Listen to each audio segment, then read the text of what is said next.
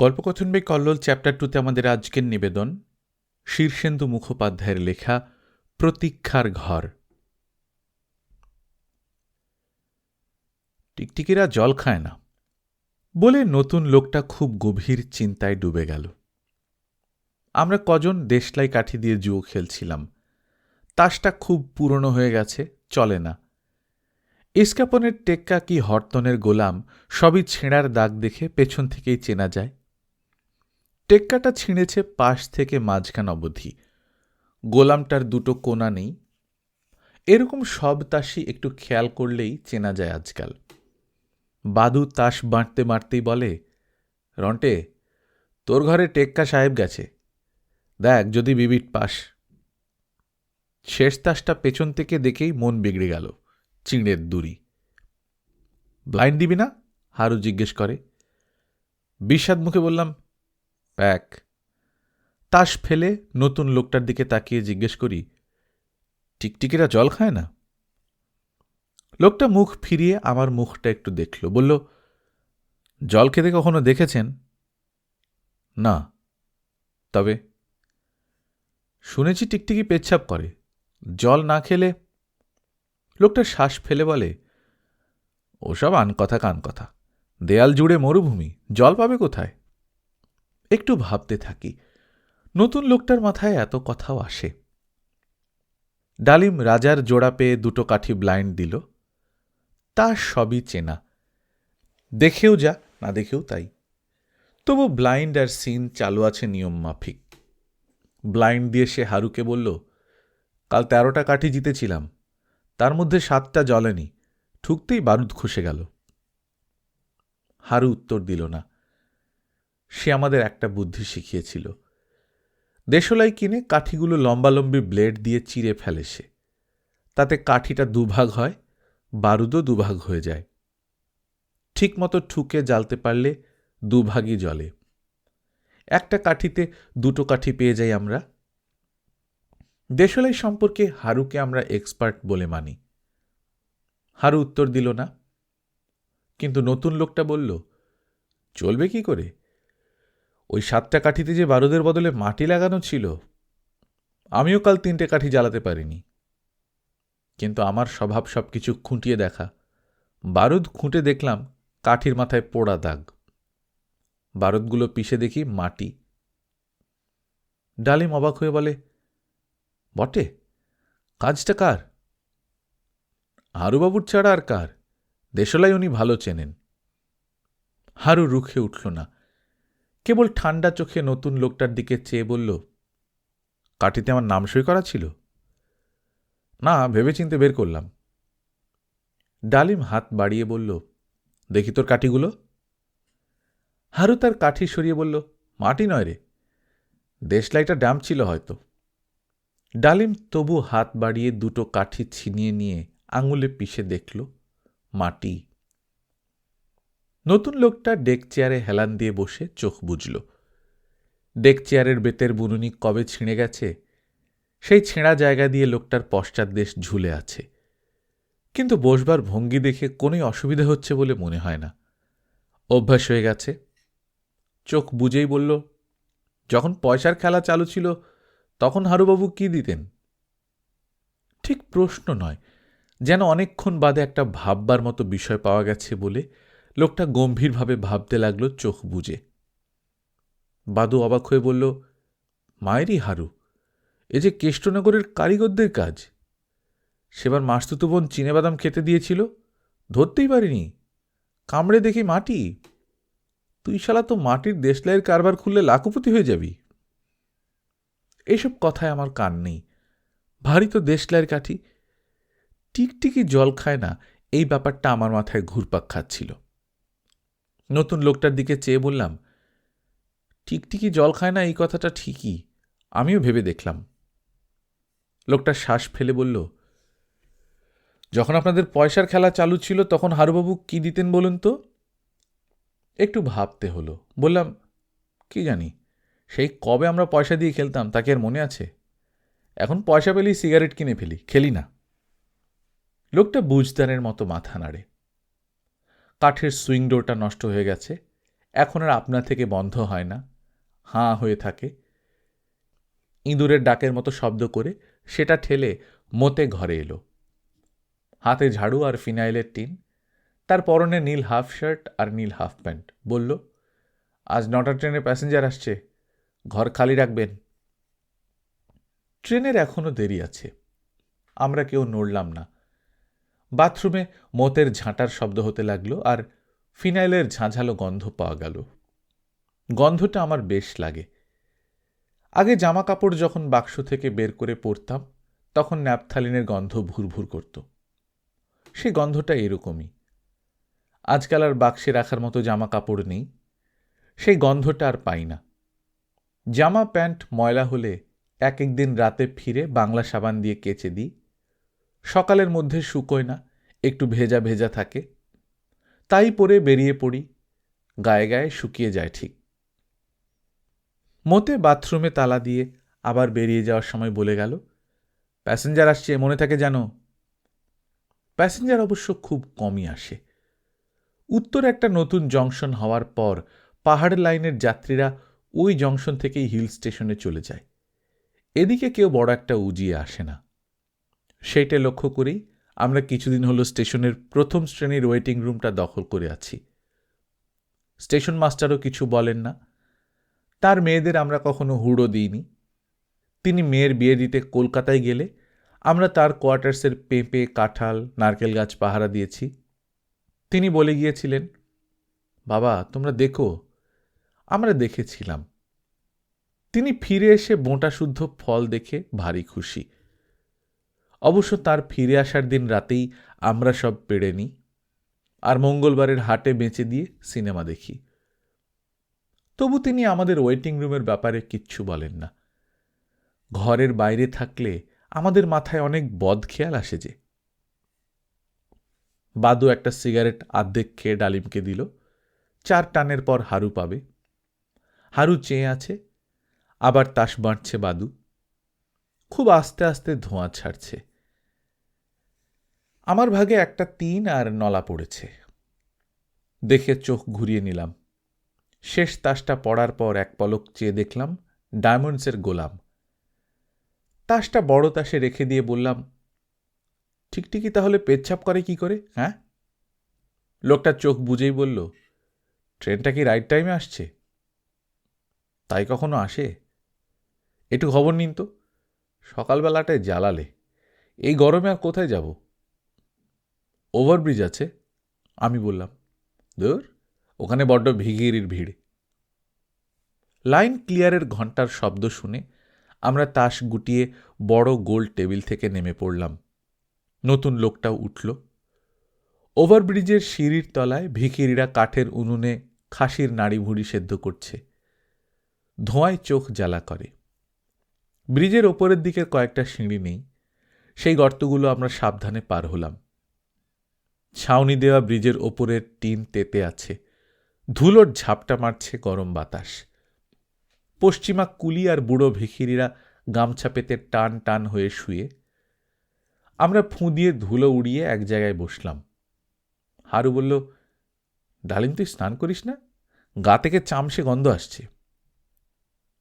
কুয়ো শুকিয়ে আসছে। বাবা পরশু সকালে জল মেপে আমাদের 2 ভাইয়ের যাদের চাকরি বাকরি নেই তাদের স্নান বারণ করে দিল। জল মাপে কি করে? দড়িতে গিঁট দেয়া আছে, সেই গিঁট না ডুবলেই আমাদের স্নান বারণ হয়ে যায়, ডালিম বলে। নতুন লোকটা বিজ্ঞের মতো বলল, কুয়ো 2 রকমের আছে, ঝর্ণা কুয়ো আর বোম ফাটা কুয়ো। আপনাদেরটা কোন রকমের? ডালিম বলল, আমাদেরটা বোম ফাটা। কাটতে কাটতে হঠাৎ চড়াক করে এক জায়গা থেকে তোড়ে জল বেরিয়েছিল। লোকটা বলল, ওই কুয়োই খারাপ, জল শুকিয়ে যায়। ঝর্ণা কুয়ো কাটলে খুব ডিপ হয় আর চারদিক থেকে ঝিরঝির করে জল এসে কুয়ো ভরে ওঠে, তার জল শুকোয় না। পৃথিবীতে এত জল, তবু যে কেন টিকটিকি জল খায় না ভাবতে ভারী অবাক লাগছিল আমার। আমি নতুন লোকটাকে বললাম, আচ্ছা মশাই, দেয়াল ফুঁড়ে তো অশ্বত্থ গাছও ওঠে, শেকড় দিয়ে দেয়াল থেকে রসকস টেনে নেয়, টিকটিকির তেমন কোনো ইন্দ্রিয় নেই তো? লোকটা আমার মুখের দিকে চেয়ে কি একটু মনোযোগ দিয়ে দেখল, তারপর মুখ ঘুরিয়ে বলল, ওই যে ট্রেন আসছে। দেখলাম বাজারের লেভেল ক্রসিং পার হয়ে ট্রেনটা হন হন করে আসছে। দুটো কুলি সেই শব্দে ঘুম ভেঙে উঠে মাথায় গামছা জড়াতে লাগল। আমরা ওভারব্রিজের রেলিংয়ের ফাঁক দিয়ে নিচে চেয়ে রইলাম। দেখার কিছুই নেই এখন, এক সময় ছিল। ব্রিটিশ আমলের সাহেব শুভরা এই স্টেশনে নেমেই উত্তরের পাহাড় লাইনে যেত। তখন মেল ট্রেন থামত এখানে, সারাটা স্টেশনে গমগমে ভাব ছিল। ওয়েটিং রুমে বার্মা সেগুনের ফার্নিচার, সূক্ষ্ম জালের দরজাওয়ালা রেস্টুরেন্ট সবই ছিল। এখন উত্তরের জংশন হওয়ায় মেল ট্রেন আর এই পর্যন্ত আসে না। এটা হয়ে গেছে ব্রাঞ্চ লাইন। সারাদিন দুটো প্যাসেঞ্জার আপ ডাউনে চলে। বিশাল স্টেশন বাড়িটা ফাঁকা পড়ে থাকে। বিনা টিকিটের যাত্রী এত বেশি যে রেল কর্তৃপক্ষ এই লাইনটা তুলে দেওয়ার কথা ভাবছে। ওভারব্রিজের তক্তা খুলে পড়ে যাচ্ছে, প্ল্যাটফর্মে ইঁট বেরিয়ে আছে। ভিখিরির বাচ্চারা প্ল্যাটফর্মের যেখানে সেখানে তাদের শরীরের কাঁধ ফেলে রাখে। আমরা ট্রেন দেখবার জন্যে ঝুঁকে পড়লাম। সব শুদ্ধ জনা ৩০-৪০ লোক নামল। বয়সের মেয়ে ছেলে নেই। সাহেব আমলের বুড়ো চেকার নিকলসন ঘাড় কাত করে গেটের কাছে দাঁড়িয়ে ভিখিরির মতো হাত বাড়িয়ে আছে। যে যার ইচ্ছে মতো সেই হাতখানা ঠেলে ঠেলে চলে যাচ্ছে, টিকিট দেয় না। নতুন নিকলসনকে দেখে একটু থমকাবেই। নীল চোখ, লাল চুল, সাদা রঙের আস্ত এক সাহেব। কিন্তু সে নিজে তার সাহেবত্ব ভুলে গেছে কবে। আমাদের বিজয়কে দেখলে ভিজয় ভিজয় বলে ডাকাডাকি করে। বিজয়ের কৌটো থেকে ২-৩ টিপ নস্যি নেয়। সাহেবী আমলে তার মেম বউ ছিল। সে ছেড়ে চলে যাওয়ার পর নিকলসন তাদের নেপালি আয়াকে প্রমোশন দিয়ে বউ করে রেখেছে। নেপালি আর ইংরেজিতে তাদের মাঝে মাঝে ধুন্দুমার ঝগড়া হয়। নিকলসন সাহেব ঝিঙে, ঢেঁকি শাক সবই খায় আজকাল। মেয়ে ছেলে দেখা গেল না। ৩-৪ জন বেশ ভালো চেহারা আর পোশাকের লোক ওয়েটিং রুমের দিকে গেল। ব্রিজের তলায় ভিখিরিদের উনুনে নতুন কাঠ গুঁজে দিয়েছে। সেই ধোঁয়ায় চোখে জল এসে যাচ্ছিল। হারু বলল, নিকলসন সাহেব আর বেশি দিন বাঁচবে না, বুঝলি? ওর বোধবুদ্ধি ভোঁতা হয়ে কেমন হয়ে গেছে। কেন? আমি জিজ্ঞেস করি। হারু বলে, সেদিন ডাউন প্যাসেঞ্জারটা চলে যাওয়ার পর নিকলসন বেঞ্চটায় বসে বিড়ি ধরাবার সময় যেই মাথার হ্যাট খুলেছে, অমনি হ্যাটের ভেতর থেকে একটা বোলতা বেরিয়ে উড়ে গেল। যা, মাইরি মাইরি, মাথার চুল ছাঁটানো বলে ঝোপড়া হয়ে আছে মাথা, তাই কামড়ায়নি। কিন্তু টুপির ভেতর বোলতা উঠলে লোকে টের পাবে না? ও কিন্তু পায়নি। তাই বলছিলাম। ডালিম প্ল্যাটফর্মের লোক দেখতে দেখতে হঠাৎ চেঁচিয়ে ডাকল, আরে মদন, এই মদন!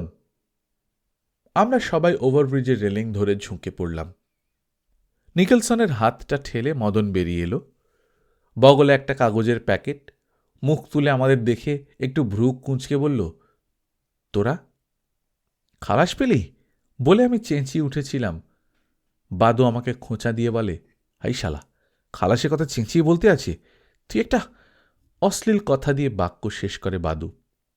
তারপর ঝুঁকে বলে, উঠে আয় না মদন। মদন একটু বিরক্ত চোখে আমাদের দেখল, একটু ইতস্তত করল, তারপর উঠে এলো। তার মাথায় এক টোকা চুল পিংলে হয়ে জট বেঁধেছে, গায়ে বসা ময়লা, হাত পায়ের গাঁট ফোলা ফোলা, খুব রোগাও হয়ে গেছে। কবে খালাস পেলি? হারু জিজ্ঞেস করে। মদন গম্ভীর গলায় বলে, কাল। খালাস না জামিন? আমি জিজ্ঞেস করি। মদন গম্ভীরভাবে আমার দিকে চেয়ে বলে, তোর বয়স আর বাড়ল না রন্টে। 2 বছর হাজতে থাকার পরে কেউ জামিন পায়? আমি আমতা আমতা করে বলি, কাগজে কেবল জামিনের কথাই পড়ি তো। শোনা যায় পুলিশ সবাইকে ধরে নিয়ে জামিনে আবার ছেড়ে দেয়, তারপর আর ধরে না। মদন একটু গর্বের সঙ্গে বলল, আমারটা ছিল নন বেলেবল কেস। কথাটার মানে তেমন পরিষ্কার করে বুঝলাম না। ইংরেজিতে আমি বরাবর কাঁচা। ডালিম জিজ্ঞেস করল, কেমন ছিলি? মদনের চোখ চকচক করে ওঠে। একটু ব্যঙ্গের হাসি হেসে বলে, কেমন আর, আমলাতান্ত্রিক ব্যবস্থায় যেমন হয়। বলতে বলতে সে নতুন লোকটার দিকে চেয়ে বলে, ইনি কে? ডালিম নিচু গলায় বলে, শ্রেণীহীন সমাজের লোক, বলে খুসখুস করে হাসে। তার মানে? মদন একটু রুখে উঠে বলে, শ্রেণীহীন সমাজ কথাটা বোধহয় তার ভালো লাগে না। নতুন লোকটা বলল, ঘাবড়াবেন না, ও একটা কথার কথা। মদন লোকটার দিকে কটমট করে তাকিয়ে বলে, কথার কথা মানে কি? ওসব কি ঠাট্টার কথা নাকি? ওই স্বপ্ন নিয়ে কত ছেলে লড়াই করে মরে যাচ্ছে। লোকটা ঠান্ডা গলায় বলে, আসলে ইদানিং ভারতীয় অর্থনীতির রূপান্তরের সময় আমাদের মতো কিছু শ্রেণী লোপ পেয়েছে। ইংরেজি বলতে পারি, ক্রিকেট খেলা বুঝি, অচেনা জায়গায় ভিক্ষে করি, মৎসবের খবর পেলে যাই, বিয়ে বাড়ি দেখলে শ্যুট করে ঢুকে পড়ি। এইসব অ্যাক্টিভিটি থেকে একটা মানুষকে কোনো শ্রেণীতেই ফেলা যায় না। ভদ্রলোক, ছোটলোক, ভিখিরি, কোনোটাই খাটে না। মদন একটু হাসল এতক্ষণে, বলল, সেই নিজের শ্রেণীকে ফিরে পাওয়ার জন্যই তো আমাদের লড়াই। বলতে বলতে ভুল বুঝতে পেরে মদন একটু থমকে গেল। তারপর আবার বলল, আসলে আমাদের লড়াই শ্রেণীমুক্ত শ্রেণীহীন সমাজের জন্যে। আমাদের লড়াই। ডালিম জিজ্ঞেস করল, কার সঙ্গে? কার সঙ্গে? ভারী অবাক হয় মদন। তারপর কোনোই চুলকুতে চুলকুতে বলে, আমলার শ্রেণীশত্রুর বিরুদ্ধে। হারু শ্বাস ফেলে জিজ্ঞেস করল, তারা কারা? কে আমলা, কে শ্রেণীশত্রু? মদন রেল ইয়ার্ডের দিকে অন্যমনস্কভাবে চেয়ে বলল, বাবা। আমরা চমকে উঠি। জিজ্ঞেস করি, তোর বাবা শ্রেণীশত্রু, আমলা? মদন মাথা নেড়ে বলল, না, ওই দেখ, বাবা বাজার করে ফিরছে। আমরা চেয়ে দেখি মদনের বাবা হরিবাবু বাজারের ব্যাগ হাতে লাইন পার হয়ে ফিরছেন। দূর থেকে তাকে একটা কাঁকড়ার মতো দেখাচ্ছে। মদন সেদিকে চেয়ে থেকে বলল, 2 বছর বাদে বাবাকে দেখলাম। কি রোগা হয়ে গেছে দেখেছিস? আমাদের মন নরম হয়ে যাচ্ছিল, চুপ করে রইলাম। মদন একটা শ্বাস ফেলে মুখ তুলে আমাদের দিকে চেয়ে বলল, তোরা এখনো এইভাবে সময় নষ্ট করিস? ওয়েটিং রুম আর ওভারব্রিজ ঘুরে ঘুরে জীবনটা কাটিয়ে দিলি। কত কিছু করার ছিল তোদের। বলে আমাদের মুখে সে একটু ভর্ৎসনার চোখে তাকালো, বলল, আমি জেল খেটে এলাম, দেখ কত কষ্ট পেয়েছি। কিন্তু এখানেই থামছি না, আবার যাব জেলে, তারপরে আবারও যাব। এইভাবে একদিন জেলখানার দেয়াল ভেঙে পড়বে। ওরা যত মারবে আমাদের লড়াই তত ছড়িয়ে পড়বে। বাধা দিয়ে ডালিম বলল, খুব কষ্ট দেয় জেলে। বড় বড় চোখে চেয়ে মদন বলল, দেবে না? চুল ছাঁটেনি কতদিন, মাথায় উকুনের বাসা, গায়ে চামড়ার নিচে একরকমের পোকা হয়েছে, ভীষণ চুলকয়, চাম পোকা বলে, গাঁটে গাঁটে ব্যথা। খুব মারত। জেলে মারধর নিষেধ, কিন্তু আমরা ফার্স্ট ক্লাস প্রিজনারশিপের জন্য আন্দোলন করায় মারে। তারপর এনকোয়ারির সময় ওপরওয়ালা এলে ওরা রিপোর্ট দিল যে আমরা জেল থেকে পালানোর চেষ্টা করেছিলাম বলে মেরেছে। উফ, যাই, এখন স্নান করব। বহরমপুর থেকে টানা এসেছি, রাতে ঘুম হয়নি। কতকাল দাঁত মাজি না রে। বলে মদন নেমে গেল। গাড়ি চলে গেছে, প্ল্যাটফর্ম আবার ফাঁকা।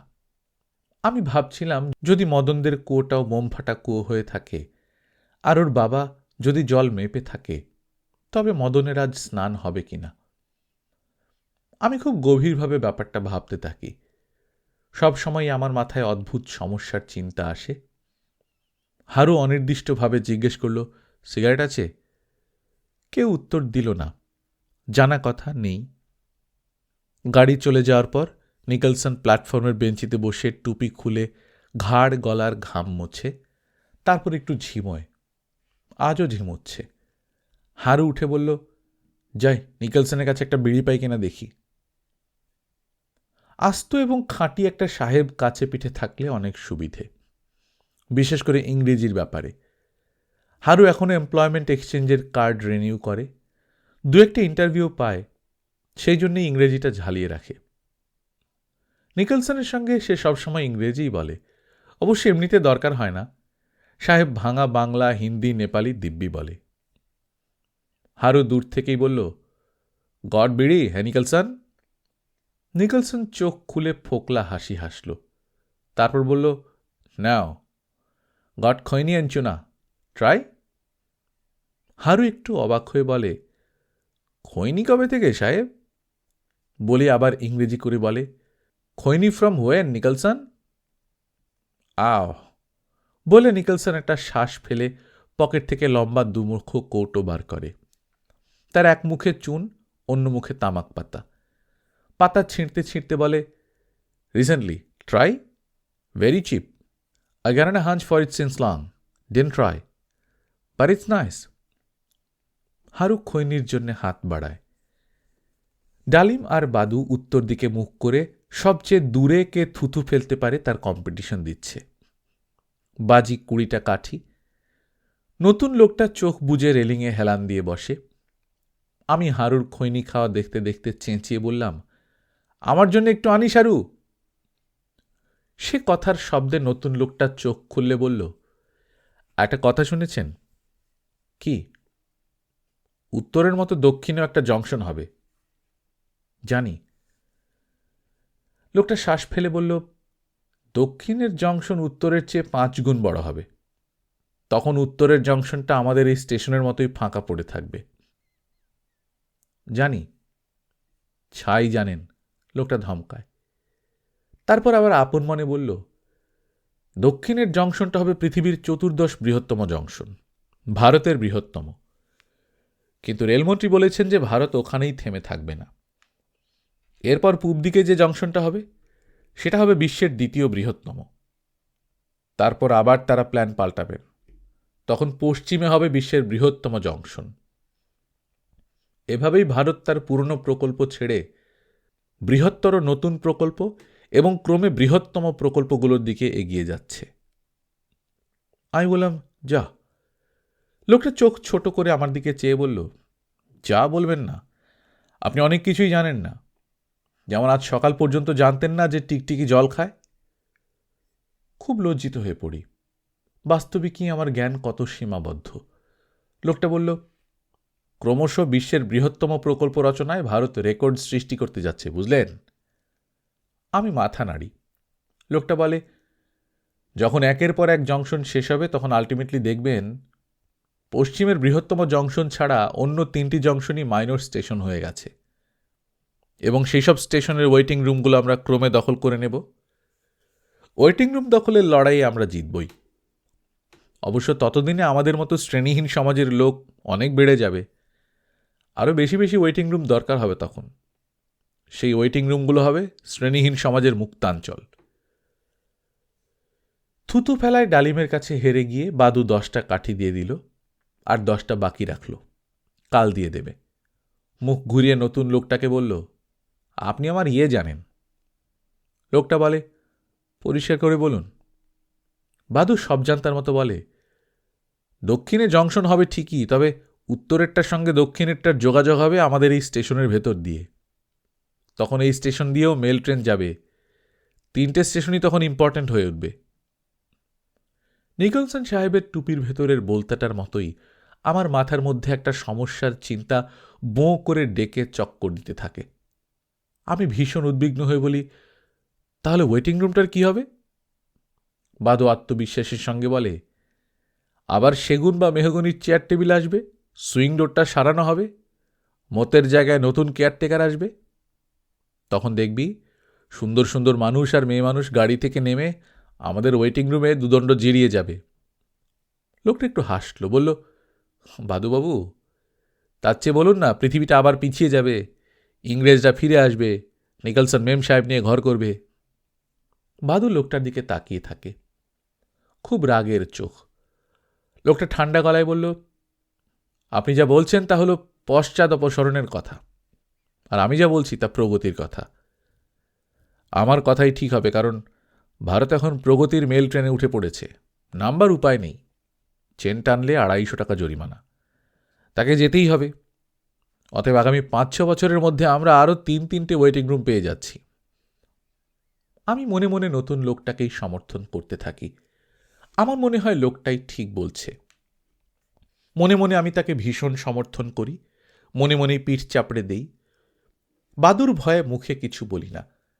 বাদু জিজ্ঞেস করল, আপনি আর কি করছেন? লোকটা প্ল্যাটফর্মের দিকে চেয়েছিল। প্ল্যাটফর্মের বেঞ্চে পাশাপাশি বসে হারু নিকলসনের সঙ্গে প্রাণপণে ইংরেজিতে কথা বলছে। দুজনেরই ঠোঁটের নিচে খৈনির ঢিপি। সেই দিকেই চেয়ে লোকটা বলল, সাহেবটা একেবারে দ্বারভাঙ্গা জেলার লোক হয়ে গেল, দেখেছেন?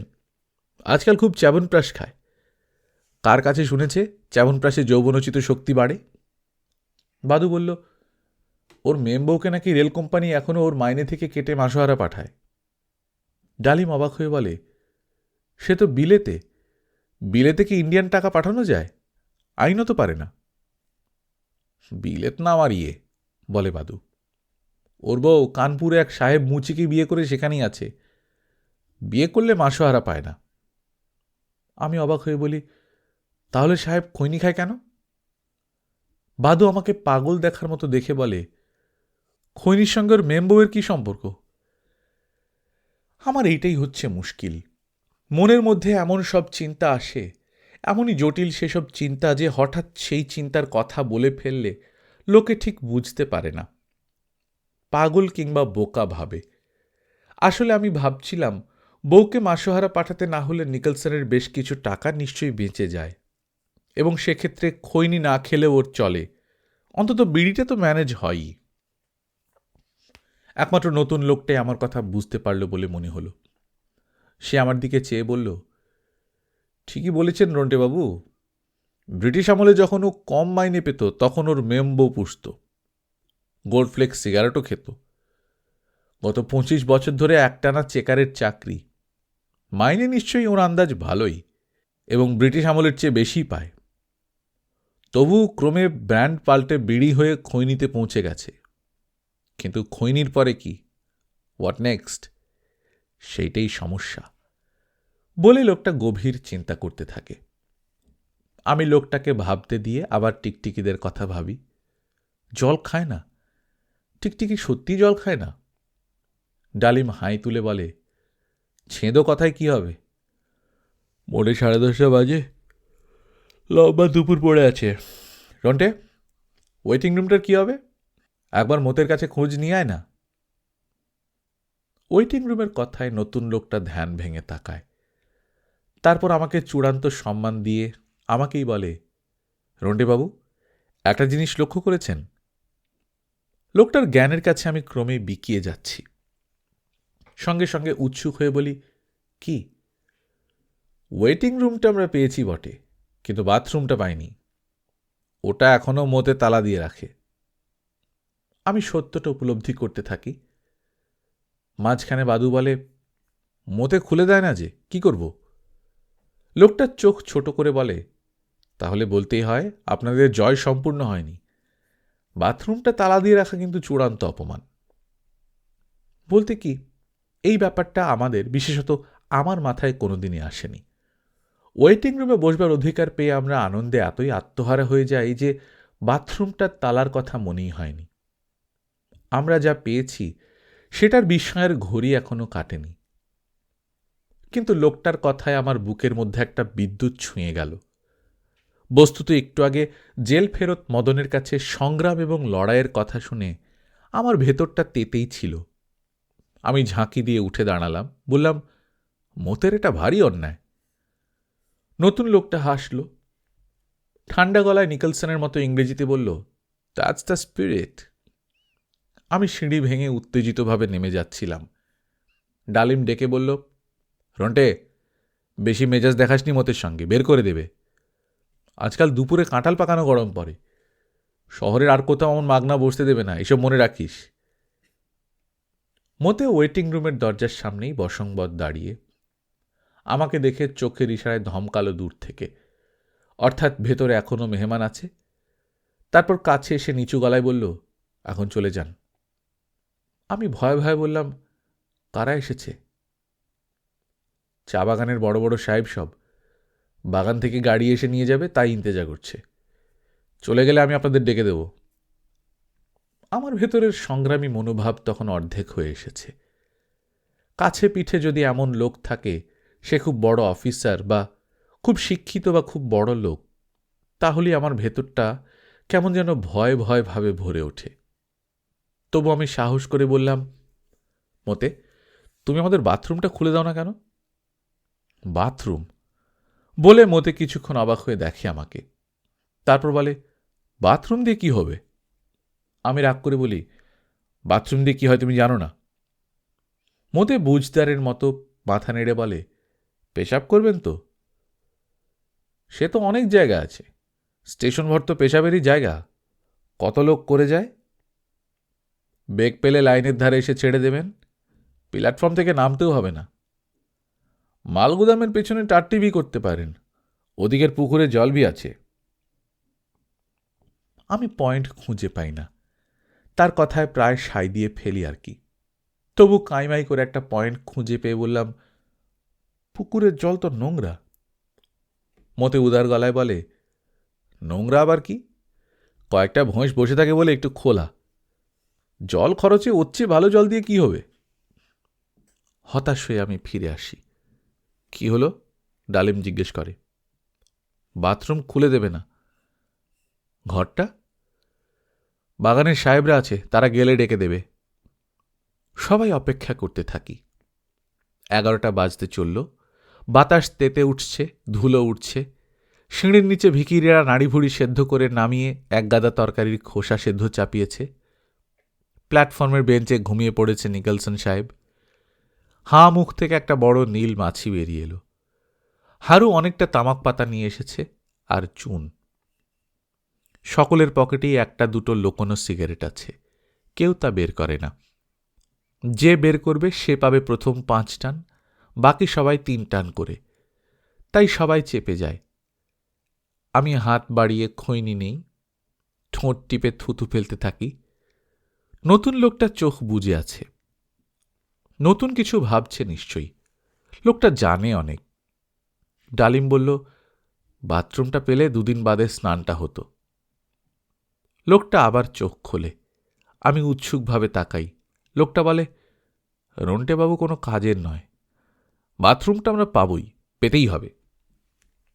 আমি একটু অপমানিত বোধ করলেও চেপে গেলাম।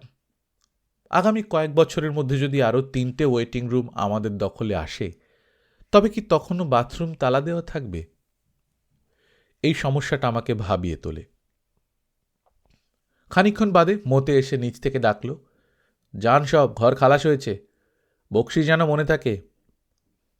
নতুন লোকটা গা ঝাড়া দিয়ে উঠেই আমাদের সংগ্রামে ডাক দেয়, উঠুন, ওকে ছেড়ে দেয়া যায় না। সরকারি ওয়েটিং রুমে বসতে দেয়, তাতে ওর বাবার টাকা খরচ হয় না। ওসব সামান্য খাতিরে আমাদের ভুলে গেলে চলবে না। বাথরুম ওকে খুলে দিতেই হবে। আমরা গিয়ে মতেকে ধরি, বাথরুম খুলে দাও, দিতেই হবে। আমাদের মারমুখ মুখের দিকে চেয়ে মতে একটু থতিয়ে যায়, বলে, বাথরুম খুলে দিলে তো আপনারা নোংরা করবেন। আমি বুড়ো হয়েছি, হাতে বাত, ধোলাই করতে আমার জান বেরিয়ে যায়।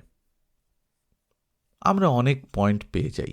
নতুন লোকটা বলে, ধরো যদি স্টেশন আগের মতোই হতো, রোজ প্যাসেঞ্জার নামতো, তাহলে তো রোজই তোমাকে ধোলাই করতে হতো। তখন কি করতে?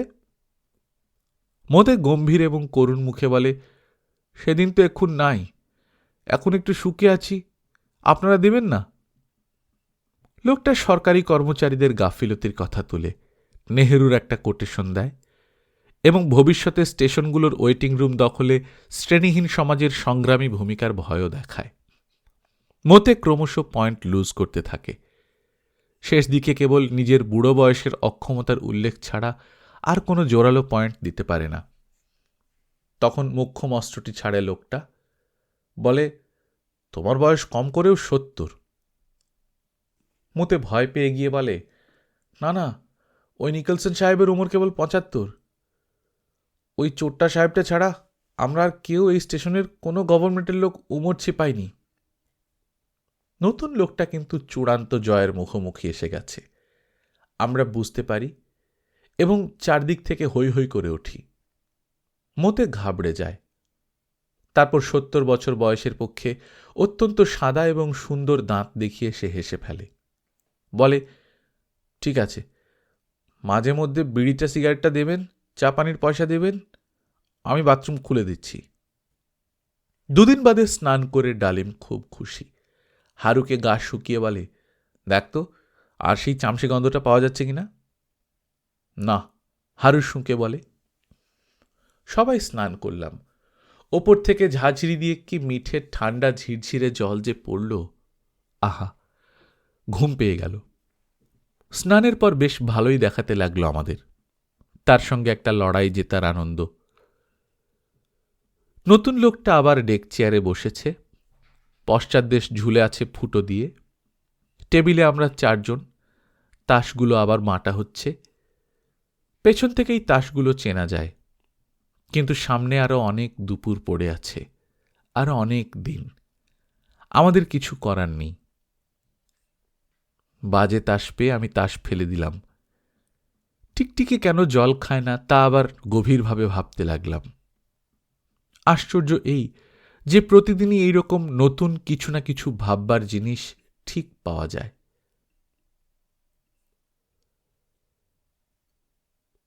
গল্পকথন বাই কল্লোল চ্যাপ্টার 2তে শুনছিলেন শীর্ষেন্দু মুখোপাধ্যায়ের লেখা প্রতীক্ষার ঘর। আমরা নিয়মিত গল্প পাঠ করে শোনাচ্ছি। আপনারা যারা প্রথমবার মতো শুনছেন কাইন্ডলি সাবস্ক্রাইব করে নেবেন। গল্প পাঠ ভালো লাগলে বন্ধুদের সঙ্গে শেয়ার করবেন। নিজে ভালো থাকবেন, আশেপাশের লোকজনকে ভালো রাখবেন। টাটা।